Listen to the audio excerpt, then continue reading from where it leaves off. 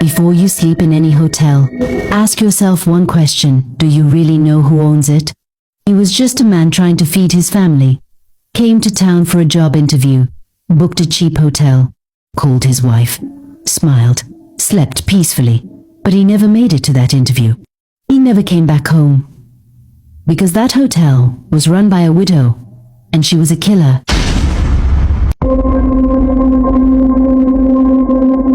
At the edge of lakeside town, just before a narrow, quiet road led into the bushy path, there stood a small hotel painted brown and cream.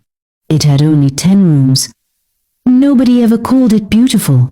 It was basic, cheap, and quiet. People only lodged there because it was affordable, especially those who didn't plan to stay long. It was called Sunlight Guest House.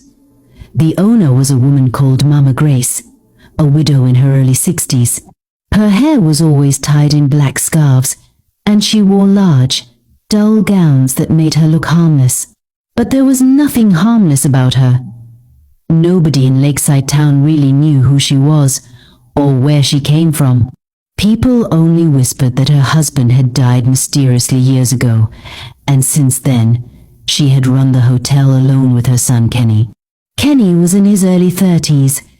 He looked calm in public, soft-spoken, always smiling, but anyone who crossed his path in private would see his true face. He was as evil and cold as his mother, maybe worse. They had a secret, a dark, bloody secret. The hotel was a slaughterhouse. Not every guest was a victim. Only the unlucky ones, those who were alone, had no family nearby, or were desperate enough to lodge in such a cheap place. They were chosen carefully, lured, watched, and when the time was right, sacrificed. The blood fed the spirits Mama Grace served. The pieces were used for rituals, wealth, protection, long life. Some parts were buried. Some were sold. Others were taken far away in the back of a van by Kenny. No trace. No story. They thought they were too clever to be caught. Until one day, a stranger comes to town. Michael James was a man of hope.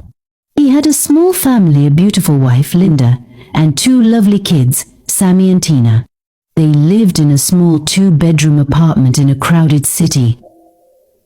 Things weren't perfect, but there was love in their home. The kind of love money can't buy. Michael was a struggling father, working odd jobs and chasing interviews. When he finally got a message inviting him for a job interview in Lake